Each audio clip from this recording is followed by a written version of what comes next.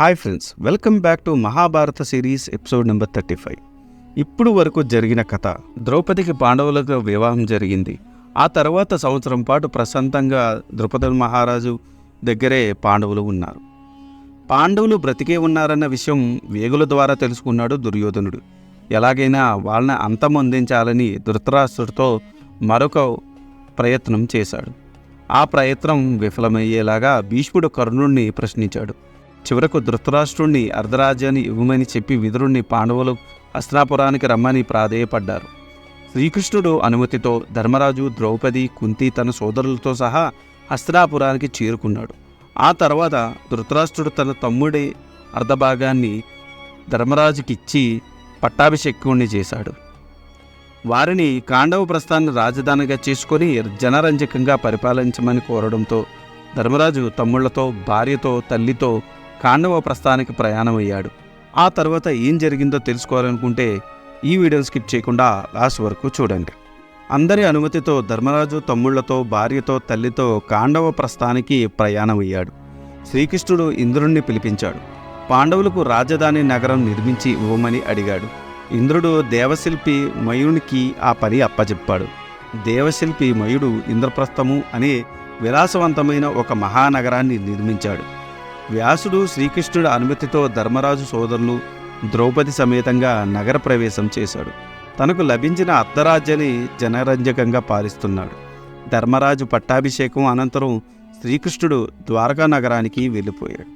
ఒకరోజు నారద మహర్షి ధర్మరాజు వద్దకు వచ్చాడు. ధర్మరాజు ఆ మహామునిని సాదరంగా ఆహ్వానించి అతిథి మర్యాదలు చేశాడు. మహాత్మా, మా పూర్వ పుణ్య సుకృతము వలన తమరి దర్శన భాగ్యం లభించింది. మేము పునీతులు అయ్యాము అని అన్నాడు. నారదుడు పాండవులను ఏకాంతంగా పిలిచి, మీరు అన్ని ధర్మాలు తెలిసినవారు, మీకు తెలియని ధర్మం లేదు. కానీ మీకు 5గురికి ద్రౌపదికి ఒకర్తే భార్య. ఈ పద్ధతి లోక విరుద్ధము, శాస్త్ర విరుద్ధము. ఈమె మూలంగా మీలో మీకు విరోధం రాకూడదు. ఇదివరకు ఒక స్త్రీ వలన సుందోపసుందులు అను రాక్షసులు కొట్టుకొని మృతి చెందారు. మీకు ఆ కథ చెబుతాను, వినండి. నికుంభుడు అను వానికి సుందుడు, ఉపసుందుడు అని 2 కుమారులు ఉండేవారు. వారు ఇద్దరు బ్రహ్మను గూర్చి ఘోరతమైన తపస్సు చేశారు. వారికి బ్రహ్మదేవుడు ప్రత్యక్షమయ్యాడు. మీకు ఏం వరం కావాలో కోరుకోండి అని అన్నాడు. వారు తమకు కోరిన రూపం ధరించే శక్తి, కోరిన చోటుకి వెళ్ళే శక్తి, వేరే వాళ్ళ చేతిలో చావు లేకుండా వరాన్ని, అసలు ఎవరి వలన ఎప్పటికీ చావు లేకుండా ఉండే వరం కావాలి అని అడిగారు. దానికి బ్రహ్మదేవుడు వారికి చావు లేకుండా ఉండే వరం తప్ప మిగిలిన అన్ని వరాలు అనుగ్రహించాడు. ఆ వరబలంతో వారు చెలరేగిపోయారు. భూలోకంలో ఉన్న బ్రాహ్మణులను, రాజులను బాధించసాగారు. వారి బాధ భరించలేక మునులంతా బ్రహ్మదేవుని వద్దకు వెళ్ళి వారి బాధ నుండి విముక్తి కలిగించమని వేడుకున్నారు. దానికి బ్రహ్మదేవుడు ఆలోచించాడు. వాళ్ళు వేరే వాళ్ళ చేతిలో చావు లేకుండా వరం అడిగారు, కానీ ఒకళ్ళ చేతిలో ఒకళ్ళు చావకుండా వరం అడగలేదుగా అని ఆలోచించి విశ్వకర్మను పిలిచి ఒక అందమైన స్త్రీని సృష్టించమన్నాడు. అలాగే అని విశ్వకర్మ ఒక లోకోత్తర సౌందర్యవతిని సృష్టించాడు. ఆ సుందరి పేరు తిలోత్తమ. ఈ తిలోత్తమ బ్రహ్మ ముందర నిలబడి తనను సృష్టించిన పని ఏమి అని అడిగింది. బ్రహ్మదేవుడు ఆమెకి సుందోపసుందుల గురించి చెప్పి వారిలో వారికి కలహం పెట్టి ఒకరినొకరు కొట్టుకొని మరణించేటట్టు చేయమని చెప్పాడు. తిలోత్తమ అలాగే అని భక్తితో బ్రహ్మదేవునికి ప్రదక్షిణం చేసింది. తిలోత్తమ అందానికి ముగ్ధుడైన బ్రహ్మ తిలోత్తమ తమకు ప్రదక్షిణం చేస్తుంటే తన తలను నలుదిశలా తిప్పుతూ తిలోత్తమ అందాలను వీక్షించాడు. అప్పటి నుండి బ్రహ్మ చతుర్ముఖ బ్రహ్మ అయ్యాడు. తిలోత్తమ అందానికి దేవేంద్రుడు కూడా ముగ్ధుడయ్యాడు. ఆ అందం చూడ్డానికి 2 కాళ్ళు చాలక ఒళ్ళంతా 1000 కళ్ళు పెట్టుకుని చూశాడు. అప్పటి నుంచి దేవేంద్రుడు సహస్రాక్షుడు అయ్యాడు.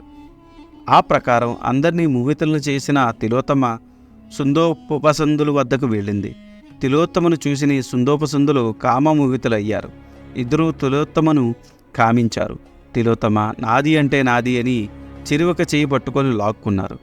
నువ్వు ఎవరిని ప్రేమిస్తున్నావు చెప్పు అని బలవంతం చేశారు.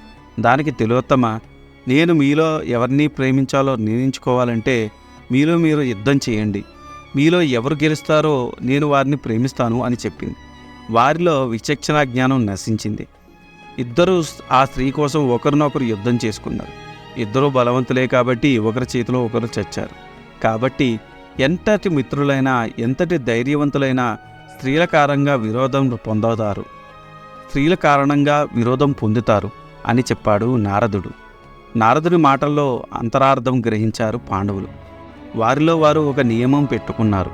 ద్రౌపది ఒకరి ఇంట్లో ఒక్కొక్క సంవత్సరం ఉండేటట్టు ఏర్పాటు చేసుకున్నారు. ద్రౌపది ఎవరి ఇంటిలో ఉంటే ఆ ఇంటి వైపు మిగిలిన వారు కన్నెత్తు కూడా చూడకూడదు. పొరపాటున అలా జరిగితే 12 నెలలు తీర్థయాత్ర చెయ్యాలి. ఆ మాదిరి ఒప్పందం చేసుకొని నారదుని ఎదుట ప్రతిజ్ఞ చేశారు. ఆ ఒప్పంద ప్రకారం నడుచుకుంటున్నారు. ఒకరోజు ఒక బ్రాహ్మణుడి గోవును కొందరు దొంగలు ఎత్తుకొని పోయారు. ఆ బ్రాహ్మణుడు ఏడుస్తూ వచ్చి ఆ విషయం అర్జునుడితో చెప్పి ఏడ్చారు. ఆ దొంగలను దండించి తన గోవును తిరిగి తెచ్చి ఇమ్మని అడిగాడు. తన ధనస్సు ఆయుధాగారంలో ఉన్నది. కానీ ఆ సమయంలో ధర్మరాజు ద్రౌపదితో ఆయుధాగారంలో ఉన్నాడు. నియమం ప్రకారం పోకూడదు, కానీ తప్పదు. బ్రాహ్మణుడు బాధ తీర్చడం ముఖ్యమని భావించి అర్జునుడు ఆయుధాగారానికి వెళ్ళాడు. తన ధనస్సును తీసుకొని ఆ దొంగలను చంపి బ్రాహ్మణుడి గోవుని తెచ్చి ఇచ్చాడు. నియమ భంగం జరిగింది కాబట్టి 12 నెలలు వ్రతం చేయడానికి నిశ్చయించుకున్నాడు. ధర్మరాజు దానికి ఒప్పుకోలేదు. నీవు ఒక బ్రాహ్మణి కార్యం నిమిత్తం వచ్చావు, ఆ బ్రాహ్మణుడికి మేలు చేశావు కాబట్టి నియమభంగం కలగదు అని అన్నాడు. కానీ అర్జునుడు, అన్నయ్య, ఏదో ఒక సాకు చెప్పి ధర్మం తప్పడం భావ్యమా? అందుకని నాకు అనుమతి ఇవ్వండి అని అడిగాడు. చేసేది లేక ధర్మరాజు సమ్మతించాడు. అర్జునుడు తీర్థయాత్రలకు బయలుదేరాడు. బ్రాహ్మణులతోనూ పౌరాణికులతోనూ కలిసి అర్జునుడు తీర్థయాత్రలకు బయలుదేరాడు. ముందు గంగానది తీరానికి చేరుకున్నాడు. ఒకరోజు ఉలుచి అనే నాగకన్యక అర్జునుని చూసి మోహించింది. తన కోరిక తీర్చమని బలవంతం చేసింది. అర్జునుడు ఉలుచిని చూసి, నీవు ఎవరు, నా మీద ఎందుకు మోహం పెంచుకున్నావు అని అడిగాడు. నేను ఉలుచి అను నాగకన్యను, నిన్ను మోహించాను, నా కోరిక తీర్చు అని అడిగింది. నా అన్నగారి ఆదేశానుసారం నేను తీర్థయాత్రలు చేస్తున్నాను, బ్రహ్మచర్య వ్రతంలో ఉన్నాను, నీ కోరిక ఎలా తీర్చగలను అని అన్నాడు అర్జునుడు. మీ గురించి నాకు అంతా తెలుసు, కానీ నా కోరిక తీర్చకుంటే నేను ప్రాణత్యాగం చేసుకుంటాను. మీరు ఎన్ని దానాలు ధర్మాలు చేసినా ఆ పాపం పోదు. కాబట్టి నా కోరిక తీర్చండి, దీనివల్ల మీకు వ్రతభంగం కాదు అని అడిగింది. చేసేది లేక అర్జునుడు ఉలూచితో నాగలోకం వెళ్ళాడు. ఆ రాత్రి ఉలూచితో గడిపాడు. ఫలితంగా ఉలూచి గర్భవతి అయింది. ఇరావంతుడు అనే కుమారుడు జన్మించాడు. తదుపరి అర్జునుడు గయా, గంగా, సాగర సంగమం మొదలైన క్షేత్రాలను దర్శిస్తూ మణిపురము అనే నగరానికి వెళ్ళాడు. ఆ దేశపు రాజు పేరు చిత్రాంగదుడు. ఆయన ఆతిథ్యాన్ని స్వీకరించాడు. ఆయన కూతురు చిత్రాంగదను ప్రేమించాడు. అర్జున, నా కుమార్తెను నీకిచ్చి పెళ్లి చేయడానికి నాకు ఎలాంటి అభ్యంతరం లేదు. కానీ ఈశ్వరుడి అనుగ్రహం వల్ల మా వంశంలో ఒక్కొక్కరికి ఒక మగ సంతానం మాత్రమే కలుగుతుంది. కానీ నాకు మాత్రం ఈ కన్య పుట్టింది. అందువలన నా రాజ్యానికి వారసుడు లేడు. అందుకని ఈ కన్యకు పుట్టబోయే మగ సంతతి నా వంశకురుడు కావాలి. దీనికి నీవు ఒప్పుకుంటే నా కుమార్తెను నీకిచ్చి వివాహం చేస్తాను అని అన్నాడు. దానికి అర్జునుడు అంగీకరించాడు. చిత్రాంగదను పెళ్లి చేసుకున్నాడు. చిత్రాంగదకు బభ్రువాహనుడు అనే కుమారుడు కలిగాడు. అర్జునుడు అక్కడి నుండి ద్వారకా నగరానికి బయలుదేరాడు. అక్కడ శ్రీకృష్ణుని చూడవచ్చును. శ్రీకృష్ణుడి చెల్లెల సుభద్ర లోకోత్తర సౌందర్యవతి అని ప్రతీతి. సుభద్రను చూడవచ్చును, శ్రీకృష్ణుడి దయ ఉంటే సుభద్రను పెళ్లి చేసుకోవచ్చును అని మనసులో అనుకున్నాడు అర్జునుడు. యాదవులకు సన్యాసులు అంటే ఎంతో భక్తి గౌరవం. అందువల్ల తాను కూడా ఒక కపట సన్యాసిగా మారిపోయి వెళ్ళాడు. సన్యాసి వేషంలో ద్వారకా నగరం పరిసరాలు చేరుకున్నాడు. శ్రీకృష్ణుడి భక్తితో మనసులో ధ్యానించాడు. అర్జునుడి ఆగమనాన్ని తెలుసుకొని శ్రీకృష్ణుడు అర్జుని వద్దకు వచ్చాడు. క్షేమ సమాచారాలు అడిగాడు. అర్జునుడికి తన చెల్లెలు సుభద్ర మీద అనురాగం ఉన్నదని గ్రహించాడు. అర్జునుడిని తనతో పాటు ద్వారకా నగరాన్ని తీసుకుని వెళ్ళాడు. రైవత్కాద్రి గుహలో అర్జునుడిని ఉంచాడు. తాను మాత్రం ద్వారకకు వెళ్ళి రైవతక మహోత్సవాన్ని జరపాలని పురజనులను ఆదేశించాడు. అందరూ రైవతాకాద్రికి బయలుదేరారు. శ్రీకృష్ణుడు కూడా తన భార్యలతో ఈ మహోత్సవాన్ని తిలకించడానికి రైవతకాద్రికి బయలుదేరాడు. అతని వెంట సారణుడు, సాత్యకి, అక్రూరుడు, ఉగ్రసేనుడు, ఉద్ధవుడు మొదలగువారు వెళ్ళారు. అన్నయ్య వెంట సుభద్ర కూడా అక్కడకు బయలుదేరింది. సుభద్ర కూడా తన మనసులో అర్జునుడిని భర్తగా తలించింది. కానీ సుభద్ర అప్పటికి దాకా అర్జునుడిని చూడలేదు. ఎలా ఉంటాడో అని కలలు కంటూ ఉంది. అందరూ రైవతాకాద్రికి ప్రదక్షిణ చేసి పూజలు చేశారు. ఆ సమయంలో అర్జునుడు సుభద్రను చూచాడు. అతని మనసు చలించింది. అది చూచి శ్రీకృష్ణుడు, స్వామి, తమరు సన్యాసులు, అందమైన అమ్మాయిలను అలా చూడరాదు అని అన్నాడు. అర్జునుడు కూడా సిగ్గుపడ్డాడు. అర్జున, నీకు నా చెల్లెలు సుభద్ర మీద మనసు ఉందని నాకు తెలియను. నీ కోరికను దేవకీ వసుదేవులకు చెప్పి సఫలము చేస్తాను అని పలికాడు. బలరాముడు కూడా అక్కడికి వచ్చాడు. అర్జునుని నిజమైన మునీశ్వరుడు అనుకొని ఆయనకు నమస్కరించాడు. స్వామి, తమరు ఇక్కడే ఉండి తమరి చాతుర్మాస వ్రతాన్ని నిర్విఘ్నంగా కొనసాగించండి అని అర్థించాడు. దానికి అర్జునుడు సంతోషంగా ఒప్పుకున్నాడు. బలరాముడు సుభద్రను అర్జునుడికి సేవలు చేయడానికి నియోగించాడు. అర్జునుడు ద్వారకలో క్షేమంగా ఉన్నాడని శ్రీకృష్ణుడు ఇంద్రప్రస్థానికి వార్త పంపాడు. అర్జునుని హావభావాలు అందచందాలు చూసి నిజంగా అర్జునుడే అని అనుమానం కలిగింది సుభద్రకు. తన అనుమానం నివృత్తి చేసుకోవాలని అనుకుంది. ఒకరోజు అర్జునుని చూసి, స్వామి, తమరు ఎన్నో పుణ్యక్షేత్రాలు దర్శించారు కదా, మా బావ అర్జునుడు తమరికి కనిపించాడా అని అమాయకంగా అడిగింది సుభద్ర. అర్జునుడు ఇంకా విషయం దాచి ప్రయోజనం లేదనుకున్నాడు.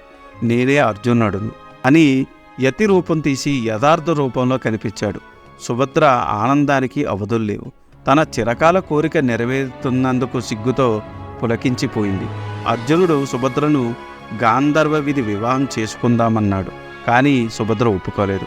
నన్ను మీకు ఇవ్వడానికి మా వాళ్ళు సిద్ధంగా ఉన్నారు, వారే మన వివాహం జరిపిస్తారు అని అంతఃపురానికి వెళ్ళింది. శ్రీకృష్ణుడికి ఈ విషయం తెలిసింది. దేవకి వసుదేవులకు, ఇతర యాదవులకు ఈ విషయం చెప్పి వారిని సుభద్రార్జున వివాహానికి ఒప్పించాడు. శివభోజులు చేయాలని బలరాముణ్ణి, ఇతర యాదవులను అంతర్ద్వీపానికి పంపాడు. తాను కూడా వారితో వెళ్ళినట్టు వెళ్ళి మరలా ద్వారకకు తిరిగి వచ్చాడు. శ్రీకృష్ణుడు దేవేంద్రుని పిలిపించాడు. అందరి సమక్షంలో సుభద్రార్జున వివాహం వైభవంగా జరిగింది. ఇంద్రుడు తన కుమారుని పెళ్లికి ఎన్నో కానుకలు ఇచ్చాడు. అర్జున, నీవు సుభద్రను తీసుకుని బంగారు రథం ఎక్కి ఇంద్రప్రస్థము వెళ్ళుము అని చెప్పి తాను కూడా ఏమీ ఎరగనట్టు మరలా అంతర్దీపానికి వెళ్ళాడు. ఆ తర్వాత ఏం జరిగిందో తెలుసుకోవాలనుకుంటున్నారా? అయితే ఖచ్చితంగా మా నెక్స్ట్ వీడియో కోసం మీరు వెయిట్ చేయాల్సిందే. అందుకు గాను మీరు చేయాల్సిందల్లా మా ఛానల్ సబ్స్క్రైబ్ చేసుకొని బెల్ నోటిఫికేషన్ ఆన్ చేసుకొని పెట్టుకోండి. ఈ వీడియో కనుక మీకు నచ్చితే do like, share and subscribe. Thanks for watching. జై సనాతన ధర్మం.